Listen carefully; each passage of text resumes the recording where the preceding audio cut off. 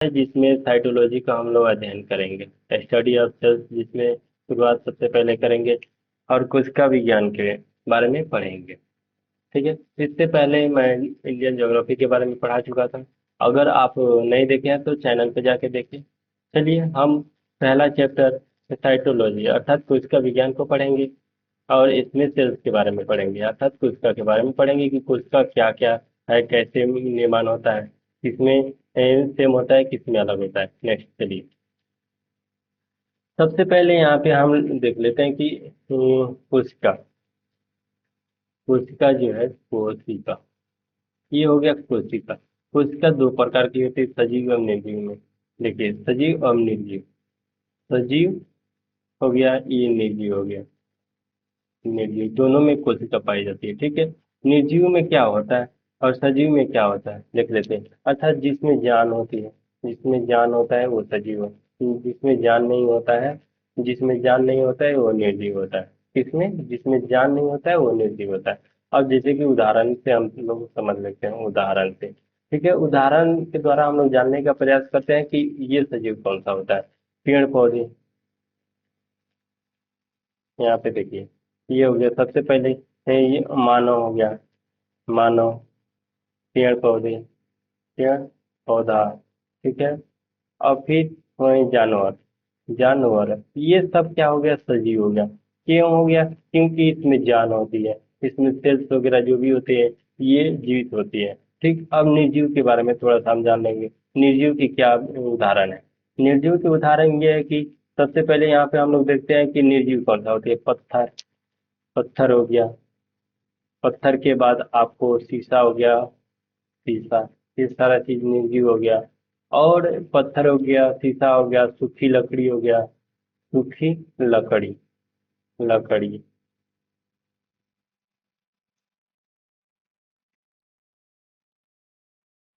सूखी लकड़ी। ठीक, ये क्या हो गया? ये निर्जीव हो गया। चलिए, अब सजीव और निर्जीव के हम लोग जान गए कि सजीव किसे कहते हैं, निर्जीव किसे कहते हैं। सजीव हो गया जिसमें जान होती है, निर्जीव जिसमें में जान नहीं होता है। ये चीज हम लोग जान लिए। अब नेक्स्ट हम लोग कोशिका के अध्ययन को हम लोग पढ़ना स्टार्ट करते हैं। देखिए, कोशिका सभी सजीव अथवा जीवन की आधारभूत संरचना एवं क्रियात्मक इकाई होती है। जीवन की जो भी यदि होती है आधारभूत संरचना एवं क्रियात्मक इकाई होती, कौन सा होती है? ये कोशिका होती है। कौन सा होती है? कोशिका होती है। कोशिका जीव द्रव्य से बनी होती है। कोशिका किससे बनी होती है? जीव द्रव्य से बनी होती है। और इस जीव द्रव्य में कई कार्बनिक एवं अकार्बनिक पदार्थों का उपस्थित होता है, यानी कई प्रकार के कार्बनिक एवं अकार्बनिक पदार्थों से मिलकर जीव ये भी कोशिका बना होता है। ये कोशिका कैसे बनता है? ये देखिए, ये हो गया से कोशिका झिल्ली हो गया, बाहर वाला पार्ट कोशिका झिल्ली हो गया। ये वाला पार्ट केंद्रक हो गया। और ये जितने बूंदे बूंदे आप देख रहे हैं ये जीव द्रव्य हो गया। क्या हो गया? जीव द्रव्य। यानी कोशिका किससे किससे मिलकर बना होता है? केंद्रक से मिलकर बना होता है, जीव द्रव्य से मिलकर बना होता है, और कोशिका झिल्ली से मिलकर बना होता है। ये बाहर वाला पार्ट क्या हो गया? कोशिका झिल्ली हो गया, कोशिका झिल्ली। ये हो गया कोशिका झिल्ली। ठीक है, और ये अंदर वाला पार्ट जीव द्रव्य हो गया, जीव द्रव्य। ये हो गया केंद्रक। क्या हो गया? केंद्रक, केंद्रक। ठीक है, ये अर्थात न्यूक्लियस। अब आगे हम लोग पढ़ लेते हैं कि सभी सजीवों का कोशिका एक समान नहीं होता। जितने भी संसार में वर्ल्ड पे अर्थात पृथ्वी पे यदि सजीव होती है इसकी कोशिका समान नहीं होती है, भिन्न भिन्न होती है। अलग अलग सजीवों की कोशिका का आकार, स्वरूप एवं शेप के यदि संख्या पे और उसकी संख्या भी अलग अलग होती है और एक दूसरे से काफी भिन्न होती है। समझे? अब देखिए, संसार में सबसे छोटी कोशिका कौन सा है? Mycoplasma gallisepticum. संसार में सबसे छोटी कोशिका कौन सा होती है? Mycoplasma gallisepticum. संसार की सबसे बड़ी कोशिका शुतुरमुर्ग का अंडा। कौन? ऑस्ट्रिच का अंडा। ऑस्ट्रिच मतलब शुतुरमुर्ग हो गया। संसार शरीर की सबसे छोटी कोशिका यानी मानव बॉडी जो है, पूरे मानव बॉडी। और एक चीज आप देख लीजिए, यहाँ पे जो शुतुरमुर्ग का अंडा है इसकी ये सबसे बड़ी कोशिका है, तो इसकी आकार कैसी होती होगी? तो इसकी आकार 170 गुने 135 की होती है। 170 गुने 135 इसकी कोशिका की आकृति एवं आकार होती है। ठीक है, इतना आप लोग समझ गए? कितना होती है? 170 135 होती है इसकी लंबाई चौड़ाई इतना mm की होती है। संसार शरीर यदि शरीर की सबसे छोटी कोशिका कौन सी होती है? मस्तिष्क का जो सेरिब्रम होता है ना, मस्तिष्क का सेरिब्रम इनका ग्रेयूनल कोशिका होती है। कौन सा होती है? ग्रेयूनल कोशिका। और मानव शरीर का सबसे बड़ी कोशिका अंडाणु। अंडाणु किसमें पाया जाता है? और महिलाओं में पाया जाता है। मानव शरीर की सबसे लंबी कोशिका कौन सा होता है? न्यूरॉन। न्यूरॉन कहाँ पाया जाता है? ये मानव मस्तिष्क में पाया जाता है। ठीक है, मानव मस्तिष्क के ये यूनिट होती है यानी इकाई होती है न्यूरॉन। ठीक है, नेक्स्ट हम लोग पढ़ लेते हैं कि कोशिका की आकार एवं आकृति कैसी होगी। कोशिका की आकार एवं आकृति अलग अलग प्रकार की होती है। जैसे जैसे उसकी आकार एवं स्वरूप होगी, उसका कोशिका की आकृति उसी प्रकार की होगी। जैसे नेक्स्ट कोशिका अपना आकार पल पल बदलते रहते हैं, जैसे कि अमीबा हो गया और मनुष्य का WBC हो गया यानी व्हाइट ब्लड कॉर्पसेल्स। ये मैन में पाया जाता है यानी WBC किस में पाया जाता है? मैन में वगैरह में पाया जाता है, जो कि अलग अलग ये चेंज होते रहती है। ठीक है, और अमीबा की आकृति, अमीबा देखिए ऊपर यहाँ पे बना रहा है, ये अमीबा की आकृति हो गई। ठीक है, ये अमीबा आकृति हो। देखिए कभी यहीं से कट जाएगा, कभी यहाँ से कट जाएगा, कभी यहाँ से कट जाएगा, इसकी कोई निश्चित आकृति नहीं होती, जहाँ से मर्जी वहां से ये कट जाता है, अर्थात ये पल पल बदलते रहता है। अब देखते हैं कि सजीवों के बारे में क्या इसकी मतलब भिन्नता है, समानता है। तो सभी सजीव कोशिका की संख्या पर भी एक समान नहीं होती। जितने भी सजीव हैं, इसकी कोशिका की संख्या एक समान नहीं होती है, अलग अलग होती है। कोशिका की संख्या के आधार पर, जो कोशिका की संख्या के आधार पर सजीवों को दो भागों में बांटा गया। कौन कौन सा? यूनिसेलुलर यानी एक कोशिकीय एवं बहुकोशिकीय। एक कोशिकीय में एक ही कोशिका से मिलकर ये बना होता है, जैसे कि आप यहाँ पे सूक्ष्म जीव देख सकते हैं। ठीक, और मल्टी सेलुलर, मल्टी सेलुलर में क्या होता है कि बहुकोशिकीय होता है, एक से अधिक कोशिकाओं से मिलकर बना होता है। जैसे कि संसार में जितने भी दिखने वाले सजीव होते हैं, ये सब मल्टी सेलुलर कोशिका होती है।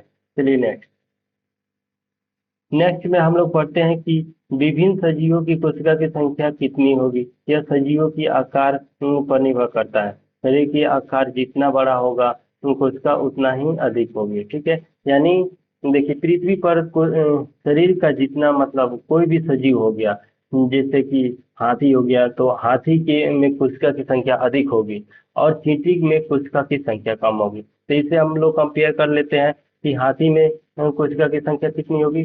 हाथी में, जैसे कि हाथी में अधिक होगा कोशिका। ठीक है, और फिर चींटी में, चींटी में क्या होगी? ये कोशिका कम होगी।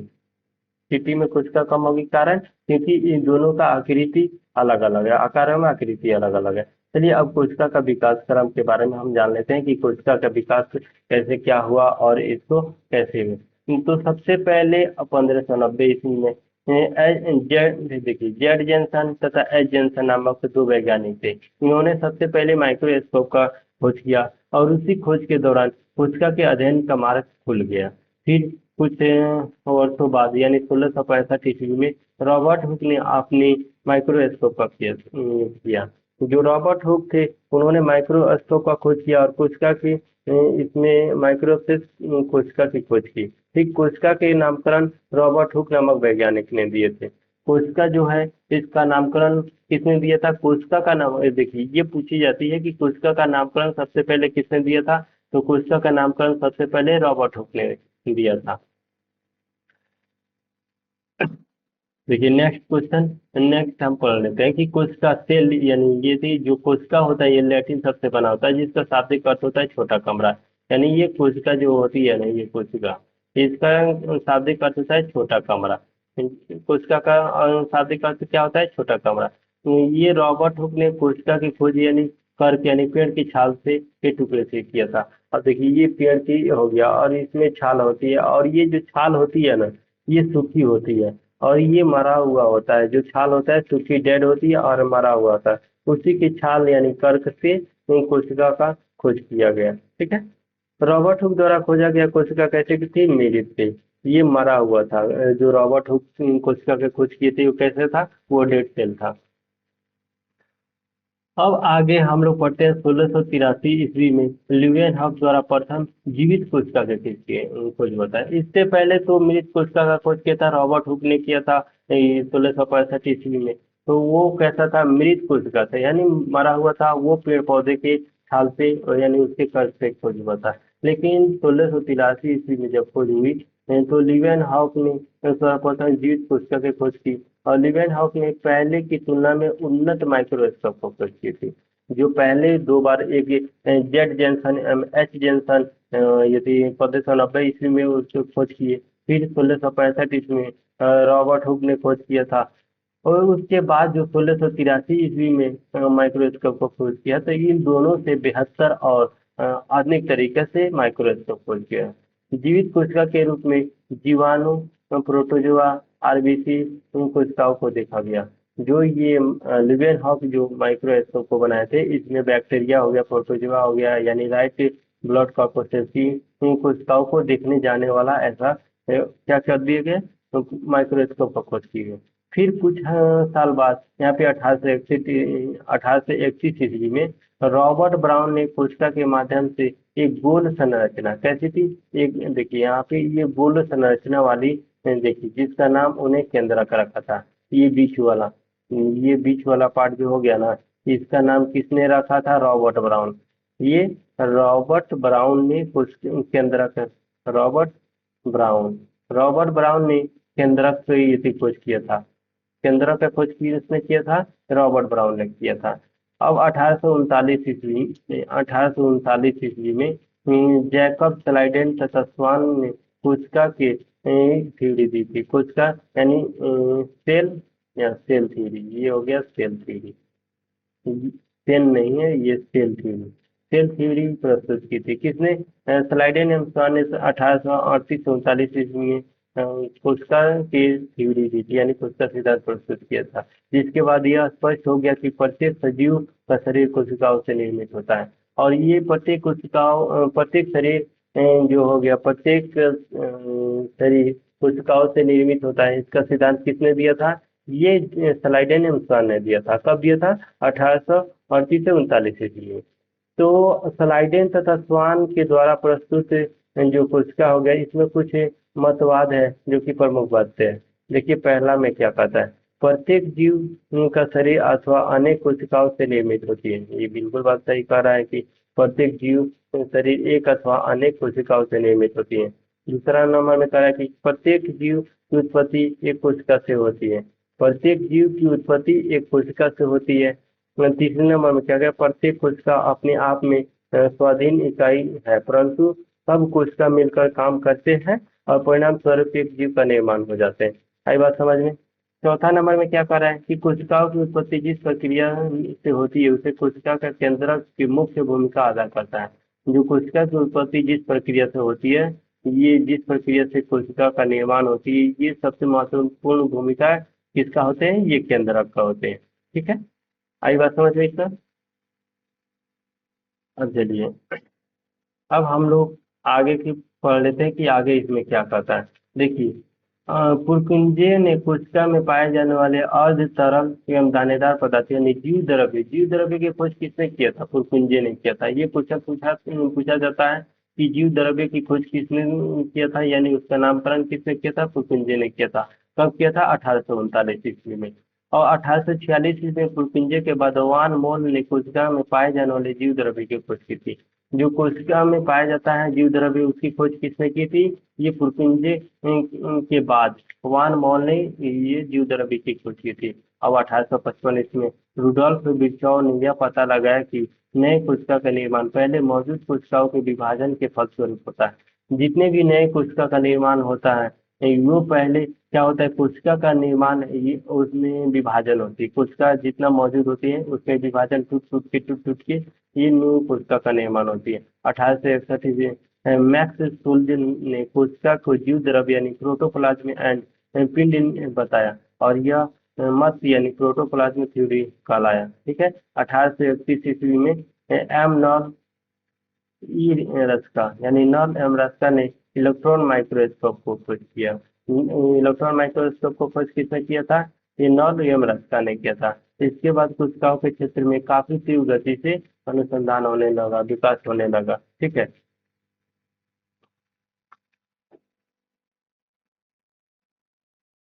ये कोशिका की अब संरचना के बारे में हम लोग पढ़ लेते हैं कि कोशिका की संरचना क्या है। ये कोशिका की संरचना, यहाँ पे जो पीछे वाला पार्ट है, यहाँ पे 1800 नहीं 1931 हो गया यहाँ पे, ठीक है, 1931 हो जाएगा। चलिए कोशिका की संरचना के बारे में हम लोग थोड़ा सा जान लेते हैं कि कोशिका की संरचना की क्या विशेषता है। कोशिका के मुख्य रूप से दो हिस्सों में बांटा गया है, ठीक है। पहला हो गया कोशिका भित्ति, देखिए कोशिका झिल्ली, और उसके बाद जीव द्रव्य। अब इसको हम थोड़ा सा जान लेते हैं। ये हो गया, देखिए ये हो गया केंद्रक, इसको हम लोग केंद्रक कहते हैं, केंद्रक।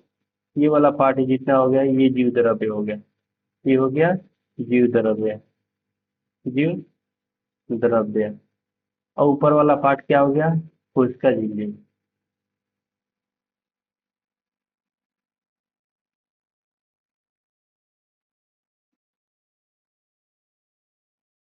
कोशिका झिल्ली, ठीक है, कोशिका झिल्ली। अब कह रहा है कि इसमें जीव द्रव्य हो गया और कोशिका झिल्ली। कोशिका दो मुख्य रूप से मिलकर बनी होती है। कोशिका के मुख्य रूप से दो हिस्सों में बांटा गया है। पहला कोशिका झिल्ली एवं जीव द्रव्य, इतना आप लोग समझ गए। जीव द्रव्य को पुनः दो हिस्सों में बांटा गया है, जो कि कोशिका द्रव्य तथा केंद्रक। और जीव द्रव्य जो है ना, इसको जीव द्रव्य और केंद्रक में बांटा गया है। जीव द्रव्य को कोशिका द्रव्य यानी साइटोप्लाज्म में ढेर सारी संरचनाएं पाई जाती है, जो दो प्रकार के होते हैं। पहला हो गया जीव द्रव्य रचनाएं, और दूसरा हो गया मेटाप्लास्ट। मेटाप्लास्ट। अब जीव द्रव्य की क्या विशेषता है, इसके अंतर्गत जीवित रचनाएं आते हैं जिनमें बढ़ने तथा विभाजन करने की क्षमता होती है।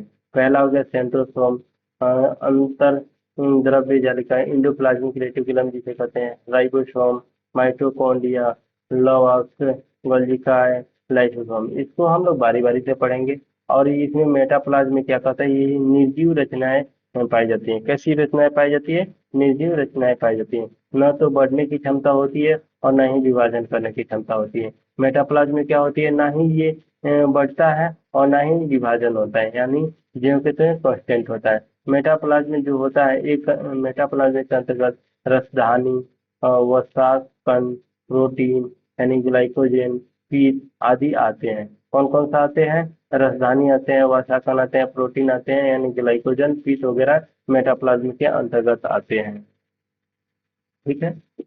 चलिए नेक्स्ट, अब इसको हम लोग जान लेते हैं कि नेक्स्ट में क्या कह रहा है। अब हम लोग कोशिका झिल्ली के बारे में पढ़ेंगे, सेल मेम्ब्रेन। कोशिका झिल्ली यानी सेल मेम्ब्रेन। तो आप लोग को पता चल ही गया होगा कि कोशिका झिल्ली किसे कहते हैं। न्यूक्लियस और जीव द्रव्य के बाहर वाले पार्ट को, ये हो गया न्यूक्लियस, ये हो गया जीव द्रव्य, ये वाला पार्ट हो गया कोशिका झिल्ली। कोशिका झिल्ली,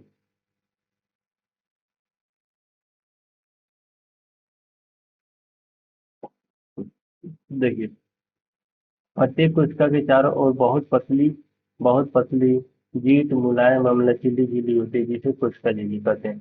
कोशिका के प्रत्येक बाहरी वाला पार्ट, ये हो गया बाहरी वाला पार्ट हो गया, ये कोशिका झिल्ली हो गया। क्या हो गया, ये कोशिका झिल्ली हो गया। ये कैसी होती है, बहुत ही मुलायम एवं लचीली होती है, यानी फट दबा टूट जाएगी। यह लगभग 75 एंगस्ट्रम इसका मोटाई होता है। इसकी मोटाई कितनी होती है, 75 एंगस्ट्रम। 75 एंगस्ट्रम इसकी मोटाई होती है, ठीक है। 70 एंगस्ट्रम इसकी मोटाई होती है। कोशिका झिल्ली कोशिका के दूसरी कोशिका तथा बाहरी वातावरण से अलग होती है। जो कोशिका झिल्ली होती है ना, कोशिका की दूसरी कोशिका तथा बाहरी वातावरण से इसका अलग होती है। कोशिका झिल्ली यानी सेमी पैरेमेबल होती है। कैसी होती है, अर्ध पारगम्य, यानी इसमें आधा आधा प्रकाश जा सकता है, आधा नहीं जा सकता है। इसके चयनात्मक पारगम्य यानी सिलेक्टिव पैरेमेबल होती है। या ये चयनात्मक पैरामेबल यानी पारगम्य होती है, क्योंकि इस झिल्ली से होकर कुछ ही पदार्थ कोशिका के अंदर बाहर आ जा सकते हैं, यानी सभी पदार्थ नहीं जा सकते हैं। कोशिका झिल्ली भी एक ऐसी मतलब झिल्ली होती है जिसे कुछ ही पदार्थ इसको पार कर सकते हैं और कुछ पदार्थ पार नहीं कर सकते हैं। कोशिका झिल्ली लिपिड तथा प्रोटीन की बनी होती है। कोशिका झिल्ली किसके बनी होती है? लिपिड तथा प्रोटीन की बनी होती है। और कोशिका झिल्ली में क्या क्या होता है? लिपिड और प्रोटीन दोनों से मिलकर कोशिका झिल्ली का निर्माण हुआ रहता है। ठीक है। इस झिल्ली में दो परत प्रोटीन तथा इनके बीच एक परत वसा होती है। कोशिका झिल्ली के संबंध में सरल मोजाइक मॉडल यानी सिंगर तथा निकोल्सन ने दिया था। कोशिका झिल्ली के संबंध में सरल मोजाइक मॉडल किसने दिया था? सिंगर एवं निकोल्सन ने दिया था। कोशिका झिल्ली की प्रमुख कार्य, अब कोशिका झिल्ली के क्या क्या कार्य है उसको थोड़ा सा बच्चों इसको लिखते जाइएगा लोग आप लोग। ठीक है। यह कोशिका की निश्चित आकृति देता है। जो कोशिका झिल्ली होती है ना, ये कोशिका को निश्चित आकृति देती है। कोशिका के भीतरी संरचनाओं तथा बाहरी आघात को बचाता है। क्या करता है?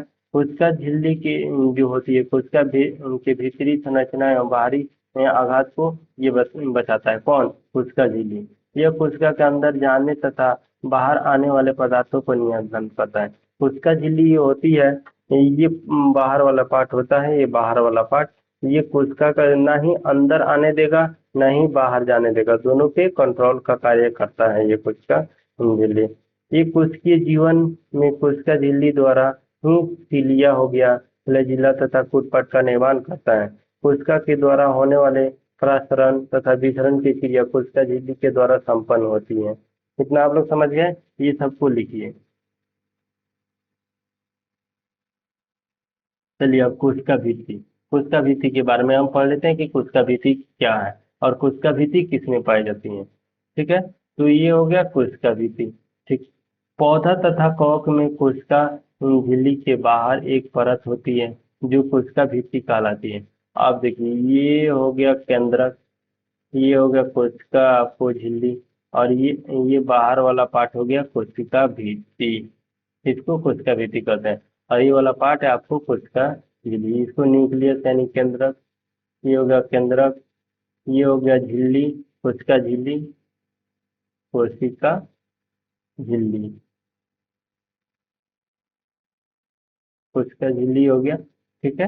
और बाहर वाला पार्ट हो गया कोशिका भित्ति, कोशिका भित्ति। बाहर वाला पार्ट क्या हो गया? कोशिका भित्ति। अब देखिए यहाँ पे कोशिका भित्ति जो है कोशिका झिल्ली की तरह न तो जीवित झिल्ली है और न ही अर्धपारगम्य है। कोशिका भित्ति तीन परतों का बना होता है। तीन परतों का बना एक मोटी भित्ति होती है। पौधों को कोशिका भित्ति यानी सेलुलोज तथा हेमीसेलुलोज की बनी होती है। जो कि पौधा जितनी, ये पौधा हो गया, पौधा का जितने भी यदि होता है ये कोशिका भित्ति सेलुलोज तथा हेमीसेलुलोज की बनी होती है। कवकों की कोशिका भित्ति काइटिन तथा हेमीसेलुलोज की बनी होती है। जो कवक होता है ना, उसकी कोशिका भित्ति काइटिन का बना होता है तथा हेमीसेलुलोज का बना होता है। अब कोशिका भित्ति का कार्य क्या है, इसके कार्य के बारे में हम थोड़ी सी जानना चाहते हैं। यह भित्ति पौधे की कोशिका की रक्षात्मक परत होती है। जो कोशिका भित्ति होती है पौधे के क्या करती है? ये पौधे की रक्षा करता है, ये पौधे की रक्षा करता है। ठीक है। यह कोशिका को सूखने से बचाता है। जो कि ये बाहर वाला पार्ट हो गया कोशिका भित्ति, ये पौधा को सूखने से बचाता है। कौन? कोशिका भित्ति। कोशिका भित्ति एक निर्जीव संरचना होती है। कोशिका भित्ति कैसी होती है? निर्जीव संरचना होती है जो पारगम्य होता है। पारगम्य का मतलब इसे आर पार किया जा सकता है। ठीक है। यह कोशिका झिल्ली की सुरक्षा करता है। और मेन कार्य क्या है कि कोशिका भित्ति का कार्य है कि कोशिका झिल्ली की सुरक्षा प्रदान करना। अब हम कोशिका द्रव्य के बारे में पढ़ेंगे कि कोशिका द्रव्य आखिर है क्या। चलिए कोशिका द्रव्य के बारे में हम थोड़ी सी जान लेते हैं। जीव द्रव्य का वह भाग जो केंद्रक तथा कोशिका झिल्ली के मध्य होती है उसे कोशिका द्रव्य कहा जाता है। देखिए ये हो गया फिगर आपका कोशिका झिल्ली, और ये हो गया केंद्रक, ये हो गया क्या? केंद्रक। ये हो गया कोशिका झिल्ली, सेल मेम्ब्रेन। सेल मेम्ब्रेन इसको कहते हैं सीएम। ठीक है। और ये जो बीच वाला पार्ट क्या हो गया? यानी जीव द्रव्य। इसको हम क्या कहेंगे? जीव द्रव्य यानी कोशिका द्रव्य है। क्या कहेंगे? कोशिका द्रव्य कहेंगे इसको। तो इसमें क्या कह रहा है कि जीव द्रव्य के वह भाग जो केंद्रक तथा कोशिका झिल्ली के मध्य होती है, ये हो गया केंद्रक और ये हो गया कोशिका झिल्ली। इसके बीच वाला पार्ट क्या होती है, यही होती है आपको कोशिका द्रव्य। कोशिका द्रव्य रंगहीन अर्ध पारगम्य तथा अर्ध तरल में होती है। अर्ध तरल का मतलब होता है कि आधा सॉलिड टाइप में, यानी ठोस और लिक्विड टाइप में। जैसे कि आपको हो गया, आप खखार थूकते हैं ना, खखार थूकने पे वो जो निकलता है मलगम, वो कैसा होता है, ना ही ज्यादा तरल होता है और ना ही ज्यादा आपको यदि होता है। कुछ कुछ जैसे माड़ को चावल का माड़ पकाया जाता है तो कुछ देर बाद टाइट हो जाता है ना, लेकिन वो क्या रहता है, झिल्ली होता है। जैसे कि जेल आप लोग देखें, जेल वैसे ही होता है, अर्ध तरल होता है। ठीक है। जल के अलावे जीव द्रव्य में लगभग 30% तत्व पाए जाते हैं, जिनमें ऑक्सीजन हो गया, कार्बन हो गया, हाइड्रोजन हो गया, नाइट्रोजन, ये मुख्य तत्व हैं। कोशिका द्रव्य में जीवित तथा कार्य करने वाले रचनाएं मौजूद रहती हैं, जिससे कोशिकांग यानी सेल ऑर्गेनल करते हैं। ठीक है। अब आगे पढ़ते हैं इंडोप्लाज्मिक रेटिकुलम। इंडोप्लाज्मिक रेटिकुलम में क्या क्या होता है, अब इसको थोड़ा सा जान लेते हैं। यह महीन नलिकाओं की एक जाल संरचना के युक्त कोशिका द्रव्य में पाई जाती है। कैसे पाई जाती है, ये कोशिका हो गया, अब इसमें केंद्रक हो गया। अब देखिए ये क्या कहता है, ये एक महीन नलिकाओं जाल जैसी संरचना होती है। कैसी होती है, ये जाल जैसी संरचना होती है। कोई केंद्रक से जुड़ा रहता है, कोई केंद्रक से अलग रहता है, कोई आपको कोशिका झिल्ली से जुड़ा रहता है। ठीक, कोई कोशिका झिल्ली से होता है। ये आपको क्या हो गया, इंडोप्लाज्मिक रेटिकुलम, यानी अंतर द्रव्य जालिका ऐसे ही होती है। ठीक है। यह संरचना कहीं कहीं पर कोशिका झिल्ली से मिली होती है। देखिए यहाँ पे कहीं कहीं कोशिका झिल्ली से मिली होती है, तो कहीं कहीं पर केंद्रक झिल्ली से मिली होती है, कहीं कहीं पर केंद्रक झिल्ली से मिली होती है। यह संरचना लिपोप्रोटीन यानी लिपिड और प्रोटीन की बनी होती है। यह संरचना कैसे कैसे बनी होती है, लिपिड और प्रोटीन, यानी जिसे लिपिड यानी प्लास्टिड जिसे कहा जाता है, और प्रोटीन की बनी होती है। तो कोशिका द्रव्य में ईयर यानी इंडोप्लाज्मिक रेटिकुलम दो प्रकार के होते हैं, यानी स्मूथ इंडोप्लाज्मिक रेटिकुलम यानी रफ इंडोप्लाज्मिक रेटिकुलम। और रफ इंडोप्लाज्मिक रेटिकुलम पर राइबोसोम के सूक्ष्म कण पाए जाते हैं। जो रफ यानी खुरदुरा इंडोप्लाज्मिक रेटिकुलम है, अंतर्द्रव्य जालिका, उस पर राइबोसोम के सूक्ष्म कण पाए जाते हैं। जबकि स्मूथ इंडोप्लाज्मिक रेटिकुलम में उपस्थित ये नहीं होती है। राइबोसोम क्या होता है, अब्सेंट होता है, उपस्थित नहीं होती है। अपनी विशेष संरचना के कारण अंतर्द्रव्य जालिका की कोशिका द्रव्य के कंकाल तंत्र पाए जाते हैं। इस संरचना की खोज सर्वप्रथम पोर्टर क्लाउडे तथा फुलम ने किया था, जबकि इसका प्रथम नामकरण पोर्टर तथा कैलमैन ने दिया था। कौन दिया था, पोर्टर तथा कैलमैन ने इसका नाम दिया था। चलिए नहीं, अंतर्द्रव्य जालिका को वर्तमान समय में एर्गेस्टोप्लाज्मा कहते हैं। क्या कहते हैं, एर्गेस्टोप्लाज्मा कहते हैं। ठीक है। क्या